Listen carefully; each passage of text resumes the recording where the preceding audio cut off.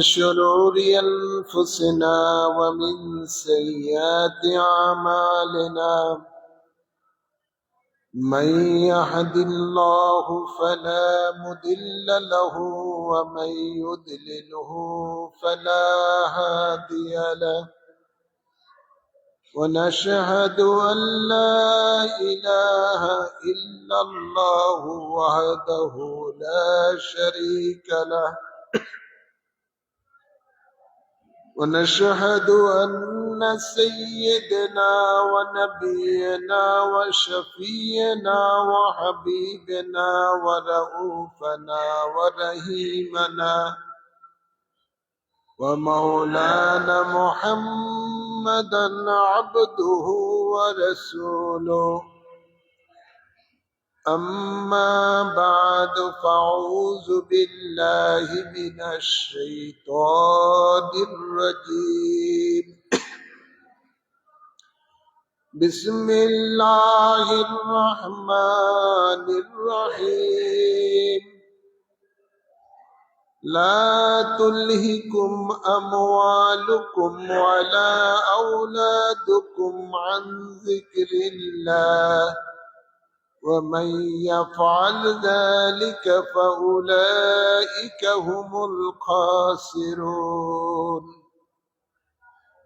وقال الله تعالى أيضا ألا بذكر الله تطمئن القلوب إن الله وملائكته يصلون على النبي يا أيها الذين آمنوا صلوا عليه وسلموا تسليما اللهم صل على سيدنا مولانا محمد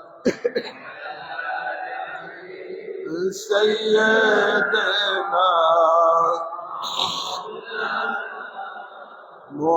محمد اللهم صل على مولانا محمد يا علي سيدنا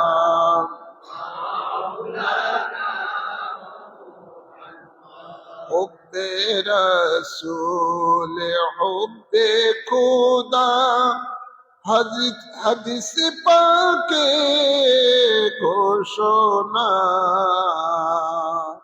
من أحبني فقد أحب الله رسول দিলেন ঘোষণা اللهم صل على سيدنا مولانا محمد وعلى آل سيدنا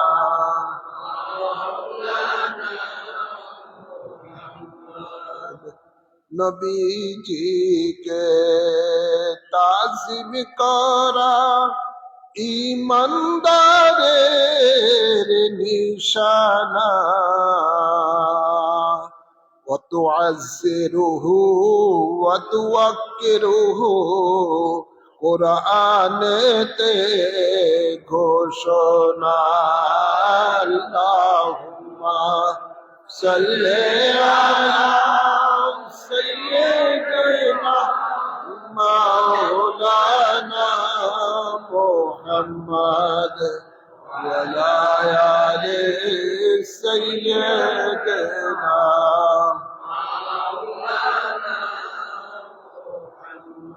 بیت رسول بیت خدا قرآن তে ঘোষণা إن الذين يبايعونك سبش পারায় দেখো না اللهم सल्ले अला सय्यिदना मौलाना मुहम्मद वला आले सय्यिदना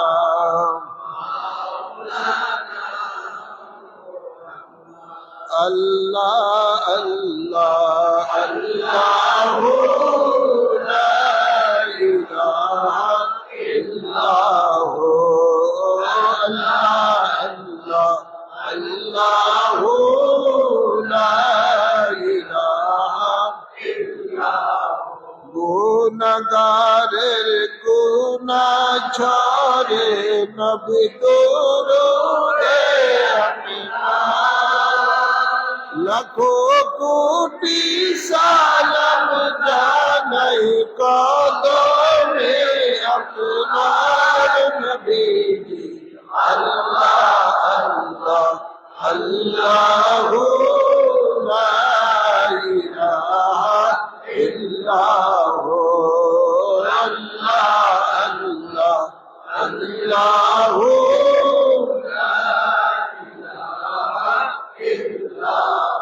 মৌতের তুফান আসবে যখন নবী গো আমার দয়া করে দিলেন দেখা চেহারায়ে আনোয়ার নবী আল্লাহ আল্লাহ আল্লাহ লা ইলাহা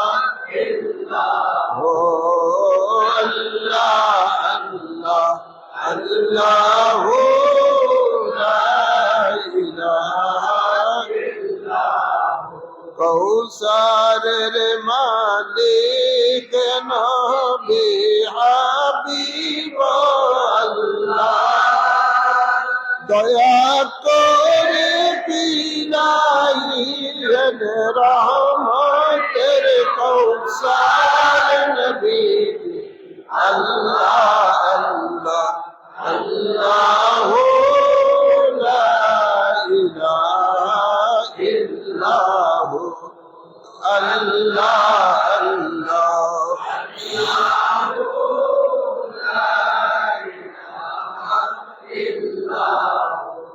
উপস্থিত সম্মানিত মুসল্লিয়ানে কেরাম, শুরুতেই মহান রব্বুল ইজ্জতের দরবারে শুকরিয়া আদায় করি, যিনি আমাদের সকলকে পবিত্র জুমার নামাজ আদায় করার জন্য ঐতিহ্যবাহী বাইতুল ইজ্জত জামে মসজিদের মধ্যে আসার তৌফিক দান করেছেন। এজন্য সকলে শুকরিয়া দান করি আলহামদুলিল্লাহ। অসংখ্য অসংখ্য দুরুদ ও সালাম পেশ করছি সরকারে দো আলম নূরে মুজাসসাম শফিউল মুজনবিন রহমতুল লিল আলামিনের কদম মোবারকে আল্লাহুম্মা আমিন। সাথে সাথে আরো অসংখ্য দুরুদ ও সালাম পেশ করছি নবী পরিবারের আওলাদগণের কদম মোবারকে আল্লাহুম্মা আমিন।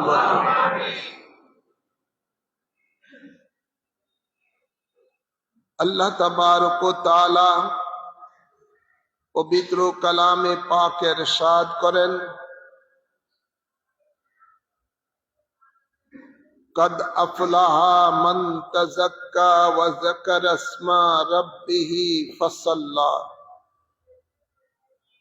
অর্থাৎ আল্লাহ বলেন, তারাই সফলতা লাভ করেছেন যারা নিজকে নিজ পবিত্র করতে পেরেছেন, অতঃপর তারা নামাজ আদায় করেছেন, আল্লাহর তসবিহ পাঠ করেছেন, আল্লাহর তসবিহ পাঠ করেছেন, নামাজ আদায় করেছেন। আমরা দুনিয়ার সফলতার জন্য প্রত্যেকেই জান প্রাণ দিয়ে দুনিয়াতে কাজ করে যাচ্ছি। আখিরাতের সফলতার জন্য আমরা তেমন একটা কাজ করছি না। দুনিয়ার সফলতা আপনার দুনিয়ার জিন্দেগিতেই আপনি ভোগ করতে পারবেন। আখিরাতের সফলতা আপনি আলমে বরজকে আলমে আখিরাতে ভোগ করবেন। দুনিয়ার সফলতা ক্ষণস্থায়ী, আর আখিরাতের সফলতা হলো চিরস্থায়ী।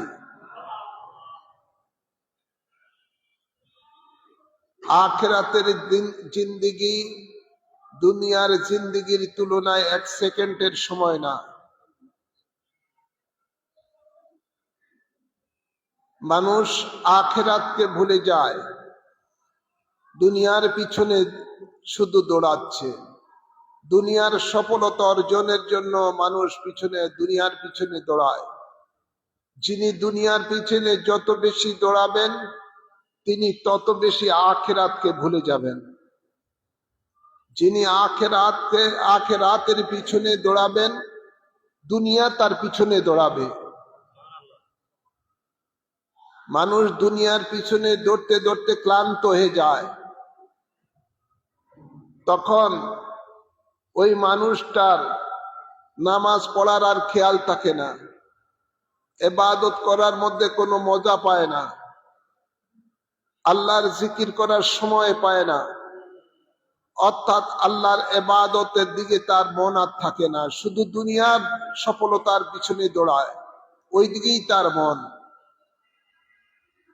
লাখপতি কিভাবে কোটিপতি হবেন, কোটিপতি কিভাবে 100 কোটি টাকার মালিক হবেন, 100 কোটি টাকার মালিক কিভাবে 1000 কোটি টাকার মালিক হবেন, এই নিয়ে পেরেশান। হারাম হালালের দিকে তখন আর তার খেয়াল থাকে না, শুধু দুনিয়ার সফলতার পিছনেই দৌড়াচ্ছে। আল্লাহ কোরআনে পাকে বলেন, মাতাউদ দুনিয়া কালিল, দুনিয়ার পিছনে যে তুমি দৌড়াচ্ছ, যত কিছুই দুনিয়া অর্জন করো না কেন, এটা আখিরাতের তুলনায় অত্যন্ত নগণ্য। আখিরাতের সফলতা অনেক বেশি। হ্যাঁ আমার আল্লাহ তাবারক ওয়া তাআলা দুনিয়ার সফলতা অর্জনের জন্য আমাদেরকে দুনিয়াতে সৃষ্টি করেন নাই। আল্লাহর হাবিব ইরশাদ করেন, আদ-দুনিয়া সিজনুল মুমিনিন ওয়া জান্নাতুল কাফিরিন। দুনিয়াটা হলো মুমিনদের জন্য জেলখানা, কাফেরদের জন্য হলো দুনিয়াটা আরামের জায়গা। তো আমরা কেন কাফেরের চরিত্র আমরা গ্রহণ করব? কাফেরেরা দুনিয়ার আরামের জন্য তারা দুনিয়া কামানোর জন্য পেরেশান থাকবে, ওইদিকে ব্যতিব্যস্ত থাকবে। দুনিয়াটা তো ইমানদারের জন্য, মুমিনের জন্য জেলখানা। সুতরাং এই জেলখানার মধ্যে আরামের চিন্তা করার এটা নিছক বোকামি ছাড়া আর অন্য কিছু নয়। দুনিয়াটা মুমিনদের জন্য জেলখানা, সুতরাং এই জেলখানার মধ্যে মুমিন তার জাহিরি দুশ্মন বাতিনি দুশ্মনের বিরুদ্ধে জিহাদ করতে করতেই তো সে পেরেশান। সে ওদিকে আসবে কেন? ওদিকে দুনিয়ার চিন্তাই তার মধ্যে থাকার কথা নয়। ইমানদারের বড় দুশ্মন হলো শয়তান। তাকে চোখে দেখা যায় না, কিন্তু তার বিরুদ্ধে প্রতি মুহূর্তে ইমানদারের জিহাদ করতে হচ্ছে। ইমানদার দুনিয়ার মধ্যে সার্বক্ষণিক তার নফসে আমারার বিরুদ্ধে জিহাদ করেই তার দুনিয়ার জিন্দগিটা কাটাবে। তাই দুনিয়ার সফলতার পিছনে মুমিন দৌড়াবে না, মুমিন দৌড়াবে আখিরাতের সফলতার জন্য।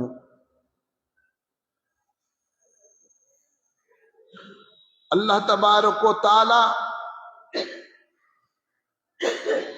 এই দুনিয়াতে ইমানদারকে, তার বান্দাকে সৃষ্টি করেছেন একমাত্র তার ইবাদতের জন্য। মুমিন থাকবে আল্লাহর ইবাদতের মধ্যে প্রতিযোগিতা। মুমিনের থাকবে তার প্রতিযোগিতা একটাই, আল্লাহ ও রাসূলকে খুশি করা, আল্লাহর ইবাদতের মধ্যে প্রতিযোগিতা করা, যত বেশি ইবাদত করা যায়। আর এই ইবাদতটাই বান্দার জন্য সফলতা। আল্লাহ তাবারক ওয়া তাআলা এই দুনিয়ার মধ্যে বান্দাকে পাঠিয়েছেন তার ইবাদত করার জন্য।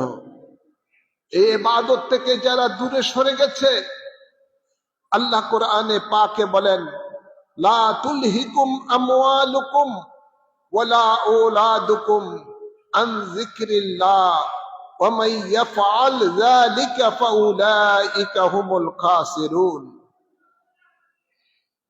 যারা অর্থের পিছনে দৌড়াবে, সন্তানের সুখ শান্তির দিকে তার মনোযোগী থাকবে, আর আল্লাহর ইবাদতকে ছেড়ে দিয়েছে, ওই সমস্ত বান্দাদের ব্যাপারে আল্লাহ বলেন তারা তাদের জীবনকে ধ্বংসের মধ্যে নিয়ে গেছে। নাউজুবিল্লাহ বলেন, তারা বরবাদ হয়ে গেছে, তাদের জীবন ধ্বংস।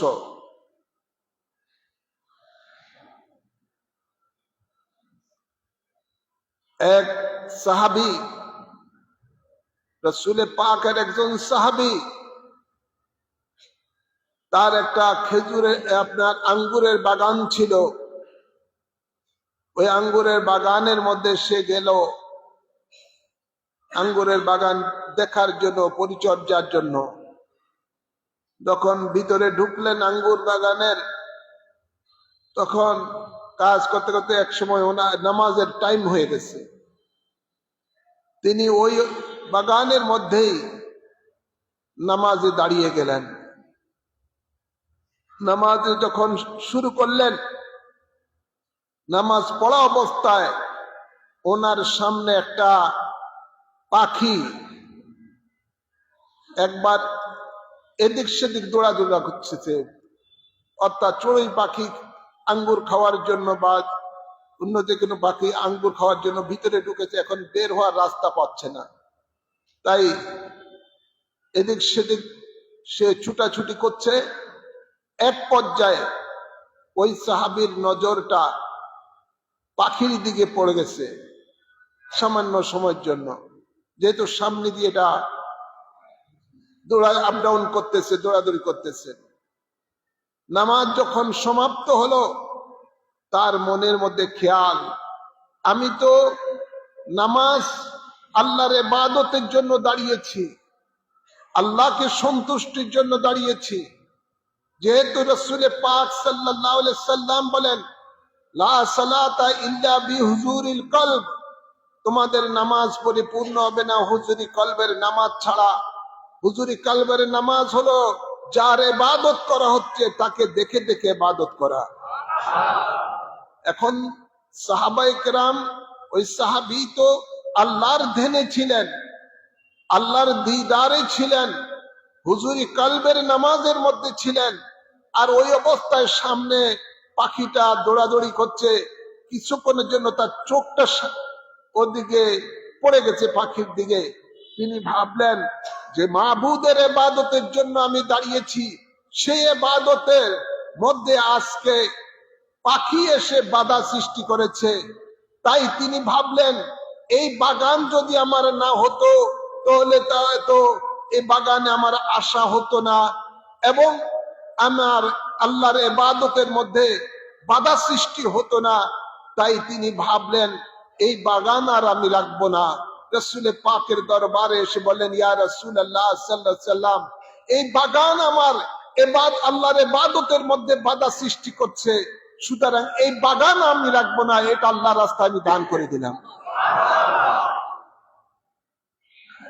এটা হলো সাহাবায়ে কেরামের এই আদর্শ, যে আল্লাহর ইবাদতের মধ্যে যা কিছু বাধা আসে, ওই বাধাকে অতিক্রম করে চলে যেতে হবে মাবুদের প্রেমে, আল্লাহর ভালোবাসায়।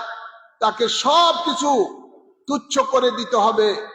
কিন্তু আজকে আমরা মুমিন দাবি করি, আমাদের আজকে আল্লাহর ইবাদতের মধ্যে ব্যবসা এসে বাধা সৃষ্টি করছে, বিভিন্ন জিনিস দুনিয়ার কাজ দুনিয়ার কর্ম এসে বাধা সৃষ্টি করতেছে। আমরা সেই দিকেই শুধু ওই দুনিয়ার পিছনে শুধু দৌড়াচ্ছি, আল্লাহকে ভুলে যাই, আল্লাহর ইবাদতকে ভুলে যাই। নাউজুবিল্লাহ বলেন। তো আজ আমাদের কি করণীয়? আমাদের করণীয় হলো এটাই যে আমরা যদি দুনিয়ার সফলতা চাই, আখিরাতের সফলতা চাই, তাহলে আল্লাহর ইবাদত করে করে আমাদেরকে সফলতা অর্জন করতে হবে। মনে রাখবেন, এই দুনিয়ার মধ্যেই আল্লাহর ইবাদতের জায়গা। এই দুনিয়া থেকে বিদায় নেওয়ার পরে আর ইবাদত করার সুযোগ থাকবে না। এই দুনিয়াটাই ইবাদতের জায়গা। আলমে বরজকে গেলেও ইবাদত করার সুযোগ থাকছে না, আলমে আখিরাতও থাকছে না। তাই এই দুনিয়ার যেই ব্যক্তি যা কিছু করবেন, এর প্রতিদানই তিনি আলমে বরজকে পাবেন, আলমে আখিরাতে পাবেন। আল্লাহর নবী এই জন্য ঘোষণা দিয়েছেন, আদ-দুনিয়া মাজরাতুল আখিরা, এই দুনিয়াটা হলো আখিরাতের খেতি। এই দুনিয়াতে যা কর্ম করবেন, এই কর্মের ফল আখিরাতে পাবেন। আল্লাহ কোরআনে পাকে ইরশাদ করেন, লাইসা লিল ইনসানি ইল্লা মা সা, আমি মানুষের জন্য কিছুই রাখি না, কিন্তু মানুষ যেই কর্ম করবে এই কর্মের ফল আমি আল্লাহ তাকে দিব। তা আমি সকলকে এটুকুই বলবো, দুনিয়ার পিছনে না, দুনিয়ার সফলতার পিছনে না দৌড়িয়ে আসুন আমরা সকলে আখিরাতের সফলতার দিকে আমরা দৌড়াই। কিভাবে আমরা আখিরাতের জিন্দেগিটা সুন্দর করতে পারি, কবরের জিন্দেগিটা সুন্দর করতে পারি, এর জন্য আমাদেরকে কি করতে হবে? আল্লাহ কোরআনে পাকে ইরশাদ করেন, উযকুরুল্লাহ যিকরান কাসীরা লাআল্লাকুম তুফলিহুন, তোমরা অধিক রূপে আমি আল্লাহকে স্মরণ করো, অধিক রূপে আল্লাহকে স্মরণ করো, অধিক রূপে আল্লাহর জিকির করো, অধিক রূপে আল্লাহর ইবাদত করো। এতে করে তোমাদের সফলতা অর্জিত হবে। জোরে বলুন সুবহানাল্লাহ। আল্লাহর ইবাদত ছাড়া বিকল্প কোনো পথ নাই। আখিরাতের সফলতা অর্জন করতে হলে আল্লাহর ইবাদত ছাড়া বিকল্প কোনো পথ নাই। মায়েশা সিদ্দিকা রাদিয়াল্লাহু তাআলা আনহা রাসূল পাক সাল্লাল্লাহু আলাইহি সাল্লামকে একদা জিজ্ঞাসা করলেন, ইয়া রাসূলুল্লাহ সাল্লাল্লাহু আলাইহি সাল্লাম, আপনি সারা রাত ভরে আল্লাহর ইবাদত করছেন, ঘুমাচ্ছেন না, এবং আল্লাহর ইবাদত করে করে আল্লাহর দরবারে চোখের পানি পালাচ্ছেন। আল্লাহর হাবিব বলেন, ও আয়েশা শুনো, আফালা আবাদান শাকুরা, আমি কি ওই আল্লাহর শুকরিয়া আদায় করব না যে আল্লাহ আমাকে সৃষ্টি করেছেন? আল্লাহর ইবাদত করার মাধ্যমে আল্লাহর শুকরিয়া অর্জন করতে হবে। কোরআনে পাকে আল্লাহ ইরশাদ করেন, ফাযকুরুনি আযকুরুকুম ওয়াশকুরু লি ওয়ালা তাকফুরুন, বান্দা যখনই আমাকে দুনিয়াতে স্মরণ করবে, আমি আল্লাহ তোমাকে স্মরণ করব আখিরাতের মধ্যে আরশেতে।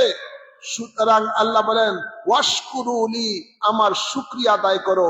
আল্লাহর অগণিত নিয়ামত ভোগ করার পরে আল্লাহর শুকরিয়া আদায় হবে আল্লাহর ইবাদতের মাধ্যমে। আল্লাহর ইবাদতের মাধ্যমেই বান্দা শুকরিয়া আদায় হবে। এবং যারা শুকরিয়া আদায় করবে না, আল্লাহ বলেন, ওয়ালা তাকফুরুন, তোমরা কুফরি করিও না। আল্লাহর শুকরিয়া আদায় না করাটাই হলো কুফরি। সুতরাং যে পথে চললে আল্লাহ খুশি, যে পথে চললে রাসূল খুশি, আমাদেরকে সেই পথ অনুসরণ অনুকরণ করতে হবে, সেই পথেই চলতে হবে। আর সেই পথের নামই হলো সিরাতুল মুস্তাকিমের পথ। সেই পথের নামই হলো সিরাতুল মুস্তাকিমের পথ, যে পথে চলে আল্লাহর বান্দারা, আল্লাহর বান্দিরা নিয়ামত প্রাপ্ত হয়েছেন। আমাদেরকে সেই পথেই চলতে হবে। আর সেই পথের মধ্যে চলাটা অত্যন্ত কঠিন। সেই পথের মধ্যে চলতে গেলে মানবরূপী শয়তান, জিনরূপী শয়তান বিভিন্ন ভাবে বাধা সৃষ্টি করবে, যাতে ওই সিরাতুল মুস্তাকিমের পিচ্ছিল পথে আপনি না চলতে পারেন, মঞ্জিলে পৌঁছতে যেন না পৌঁছতে পারেন মঞ্জিলে। এই জন্য সর্ব ধরনের দুশ্মন আপনার পিছনে লেগে থাকবে। আর এই দুশ্মন থেকে আপনাকে বাঁচতে হলে একমাত্র সেটা হলো যারা সিরাতুল মুস্তাকিমে চলে আল্লাহর নিয়ামত প্রাপ্ত হয়েছেন, সেই সমস্ত আল্লাহর মাহবুব বান্দাদের অনুসরণ অনুকরণের মাধ্যমেই আপনার এই মানবরূপী শয়তান, জিনরূপী শয়তানের ধোঁকা থেকে আপনার বাঁচার ব্যবস্থা হয়ে যাবে। আল্লাহ তাবারক ওয়া তাআলা কোরআনে পাকে ইরশাদ করেন, আল্লাযীনা আন'আমা আল্লাহু মিনান নাবিয়্যিনা ওয়াস-সিদ্দিকিনা ওয়াশ-শুহাদায়ে ওয়াস-সালিহিন। আল্লাহর নিয়ামত প্রাপ্ত যারা সিরাতুল মুস্তাকিমে চলে আল্লাহর নিয়ামত প্রাপ্ত হয়েছেন, তারা হলেন নবীগণ, সিদ্দিকগণ, শহীদগণ, আল্লাহর ওলিগণ। সুবহানাল্লাহ বলেন না? আল্লাহর ওলিগণ, আল্লাহর মাহবুব বান্দাগণ, আমাদেরকে সেই পথেই চলতে হবে। সেই পথে চললেই আমরা আখিরাতের সফলতা অর্জন করতে পারবো, কবরের সফলতা অর্জন করতে পারবো।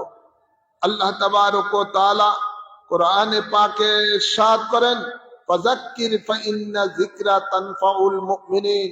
তোমরা আমি আল্লাহর জিকির করো, এই জিকিরের মাধ্যমে মুমিনের উন্নতি সাধন হবে।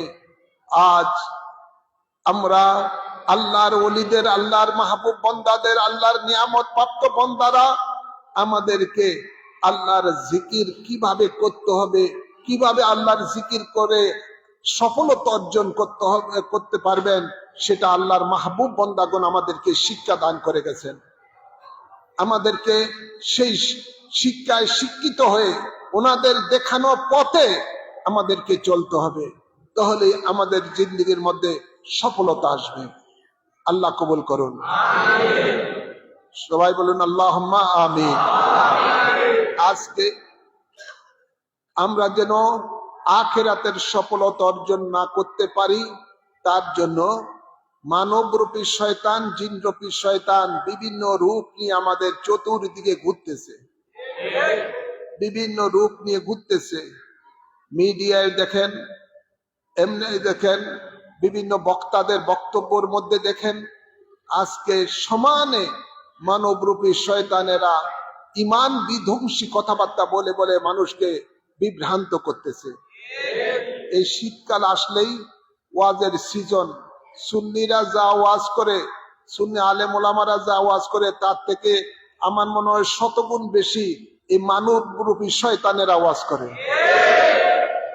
এগুলোর ওয়াজগুলো ফেসবুকের মধ্যে ছাড়া হয়, আর এগুলো দেখে দেখে মানুষগুলো বিভ্রান্তের মধ্যে পড়ে যায়, ঈমান হারা হয়ে যাচ্ছে, ঈমান হারা হয়ে যাচ্ছে। একদিকে সালাফি ওয়াহাবি বক্তা, অন্যদিকে জামাতি বক্তা, এগুলো আজকে মাঠে ময়দানে ওয়াজের নামে মানুষের ঈমান ধ্বংস করতেছে এবং আমলও ধ্বংস করতেছে। এগুলো থেকে সাবধান থাকতে হবে।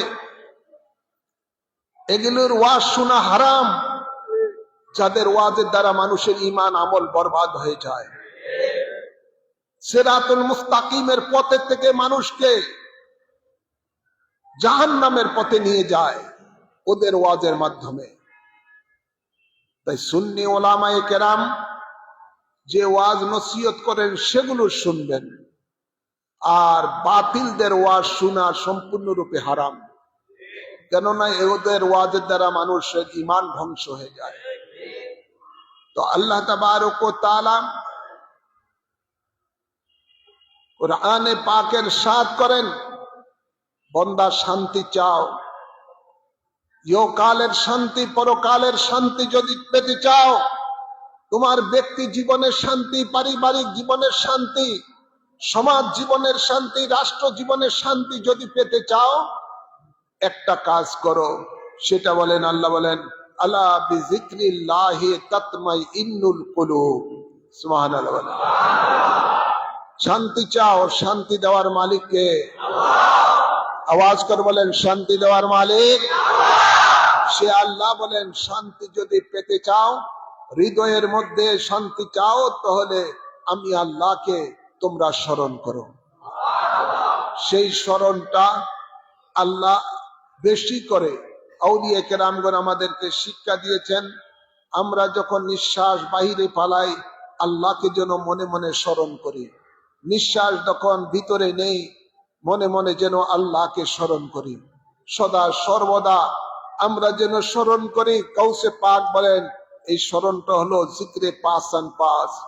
এই স্মরণটা হলো মুজাদ্দিদ আলফে সানি বলেন, জিক্রে ইয়াদদাশত।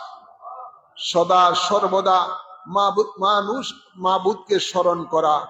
যার হৃদয়ের মধ্যে, কলবের মধ্যে আল্লাহর স্মরণ থাকবে, ওই কলবের মধ্যে শয়তান ওয়াসওয়াসিল খান্নাস ওয়াসওয়াসা দিতে পারবে না, বিপদগামী করতে পারবে না।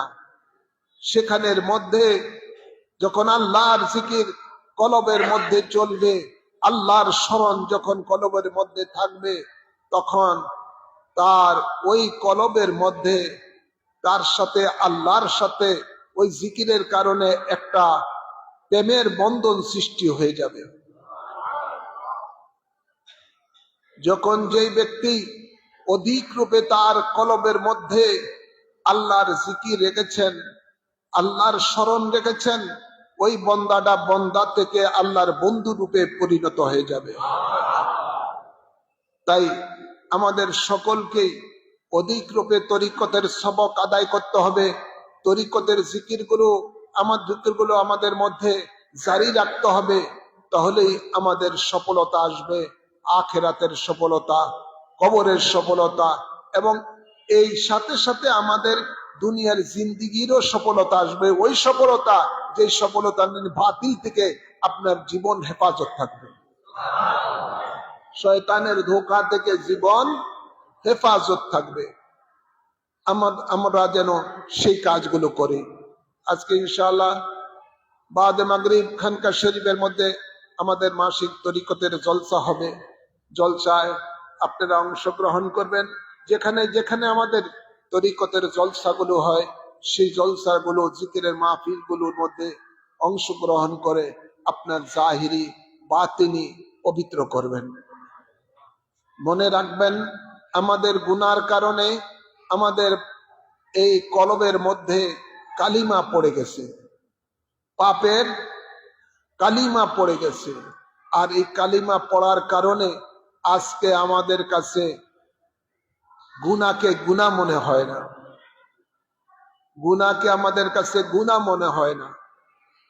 আজ গুনাহকে মানুষ এমন ভাব গুনাহ করতেছে, মনে হয় যেন এটাই তার জন্য নেক। নাউজুবিল্লাহ বলে না। আর নেকের কাছে, নেক কাজটা তার কাছে যেন বোঝা, নেক কাজটা তার কাছে মনে হয় যেন গুনাহ। নাউজুবিল্লাহ বলেন। উল্টা হয়ে গেছে। নেকের মধ্যে, নেক কাজের মধ্যে পাওয়া যায় না, গুনার কাজের মধ্যে বেশি পাওয়া যায়। গুনার কাজের মধ্যে বেশি পাওয়া যায়, নেক কাজের মধ্যে পাওয়া যায় না। এটার কারণ একমাত্র এটাই হলো যে তাদের কলব অন্ধকার হয়ে গেছে। কলবের মধ্যে শয়তান বাসা করে ফেলেছে, যার কারণে তার কাছে ইবাদত মজা লাগে না। তাই এই নাপাকি কলবকে পাক করতে হলে অধিক রূপে মাবুদের জিকির কলবের দিকে লক্ষ্য করে করতে হবে। অধিক রূপে জিকিরের মাহফিলের মধ্যে অংশগ্রহণ করে আল্লাহর জিকির করতে হবে। জিকিরে পাসান পাস হৃদয়ের কলবের মধ্যে জারি করতে হবে। ফজরের নামাজ পড়ার পরে সূর্য ওঠা পর্যন্ত নফি ইসবাতের জিকির, ইসমে জাতের জিকির, কলবের দিকে খেয়াল করে এগুলো বেশি করে করতে হবে। তাহলে আপনার এই কলবের থেকে কালিমা দূর হবে, ওয়াসওয়াসিল খান্নাস দূর হবে। মনে রাখবেন, যার কলবের মধ্যে আল্লাহর জিকির থাকবে সেই কলবের মধ্যে শয়তান বাসা বাঁধতে পারে না। শয়তান বের হয়ে যাবে, শয়তান তার কাছ থেকে দূর হয়ে যাবে। আর যারা সদা সর্বদা আল্লাহর জিকির কলবের মধ্যে জারি রাখবেন, সেই ব্যক্তির কলবটা একদিন আল্লাহর আরশে পরিণত হবে। আল্লাহ কবুল করুন। কুলুবুল মুমিনিনা আরশিল্লাহ, মুমিনের কলব যে আল্লাহর আরশ তখনই হবে যখন মুমিনের কলবের মধ্যে আল্লাহর জিকির জারি থাকবে। আল্লাহ কবুল করুন। অধিক রূপে এই আল্লাহর জিকির করবেন। আর আরেকটি খেয়াল রাখবেন, সদা সর্বদা অজুর মধ্যে থাকার চেষ্টা করবেন। অজু অবস্থায় থাকার চেষ্টা করবেন, তাহলে জিকির করতে আপনার মজা লাগবে। জিকির করতে মজা লাগবে। হ্যাঁ আমার বাবারা আমার, সকল জিকিরের মধ্যে শ্রেষ্ঠ জিকির কি? আল্লাহর হাবিব বলেন, আফজালুল জিকরে লা ইলাহা ইল্লাল্লাহ। সুবহানাল্লাহ বলেন। আফজালুল জিকরে লা ইলাহা ইল্লাল্লাহ। নবী পাক বলেন, শ্রেষ্ঠ জিকির হলো লা ইলাহা ইল্লাল্লাহ। এই লা ইলাহা ইল্লাল্লাহ, এই জিকিরের ওজন এত বেশি, 7 আসমান 7 জমিন যদি এক পাল্লায় রাখা হয়, আর শুধু লা ইলাহা ইল্লাল্লাহ লিখে যদি অন্য পাল্লায় রাখা হয়, লা ইলাহা ইল্লাল্লাহ পাল্লা ভারী হয়ে যাবে। এমন একটা জিকির, সেই জিকিরের দ্বারা মুমিন আল্লাহর বন্ধুতে পরিণত হয়ে যায়। যেই জিকিরের দ্বারা বেঈমান ইমানদার হয়ে যায়, জাহান্নামী জান্নাতি হয়ে যায়। সেই জিকিরের নাম হলো লা ইলাহা ইল্লাল্লাহ। নবী বলেন, মান কালা লা ইলাহা ইল্লাল্লাহ ফাদাখালাল জান্নাহ। যে লা ইলাহা ইল্লাল্লাহর এই জিকির করবে তিনি জান্নাতে প্রবেশ করবেন। তাই আমরা যেন অধিক রূপে লা ইলাহা ইল্লাল্লাহর জিকির করি, সাথে সাথে ইসমে জাতের জিকির করি। আল্লাহ হু আল্লাহ হু আল্লাহ হু আল্লাহ হু জিকির। এটা যেন জবানের দ্বারা কিছু নয়, স্মরণে স্মরণে। জবানে পারলে তো করলেনই, না হলে স্মরণে স্মরণে শুধু আল্লাহর এই তসবিহ পাঠ করলেন। আল্লাহ কবুল করুন, আমিন বলেন। আল্লাহ তাবারক ওয়া তাআলা আমাদেরকে অধিক রূপে তার ইবাদত করার তৌফিক দান করুন, এবং অধিক রূপে তার জিকির করার তৌফিক দান করুন, সিরাতুল মুস্তাকিমে চলার তৌফিক দান করুন। ওয়া মা আলাইনা ইল্লাল বালাগ।